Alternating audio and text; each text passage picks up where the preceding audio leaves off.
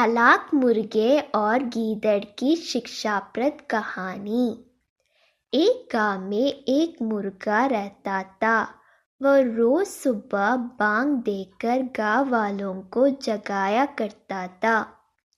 एक दिन एक गीदड़ कहीं से घूमता हुआ गांव में आ गया। जब उसने मुर्गे को देखा तो उसकी लार टपकने लगी। वह सोचने लगा, वाह क्या शानदार मुर्गा है, अगर इसका मांस खाने को मिल जाए तो मज़ा आ जाए।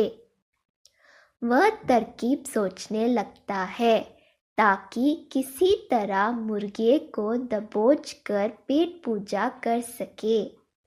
उसने मुर्गे को बहला फुसला कर अपने काबू में करने का निश्चय किया और उसके पास पहुंचकर बोला, मित्र, मैं तुम्हारी आवाज़ सुनकर तुम्हारे पास आया हूँ।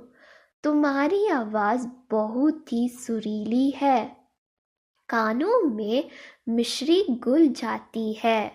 मन करता है दिन भर सुनता रहूं। क्या तुम एक बार मुझे अपनी सुरीली आवाज़ सुनाओगे? मुर्गे की कभी किसी ने इतनी प्रशंसा नहीं की थी।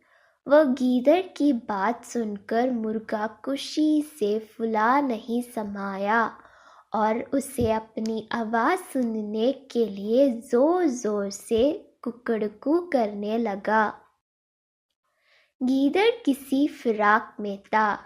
उसके देखा कि मुर्गे को ध्यान उसकी ओर नहीं है, इसलिए अवसर पाकर उसने मुर्गे को अपनी मुंह में दबा लिया और जंगल की ओर भागने लगा।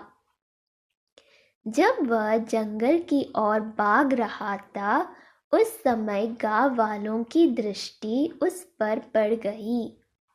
वे लाठी लेकर उसे मारने के लिए दौड़े। गीदड़ डर के मारे और तेजी से भागने लगा। मुर्गा अब तक उसके मुंह में दबा था। तब तक उसने उसके चालों से बचकर निकलने का एक उपाय सोच लिया था।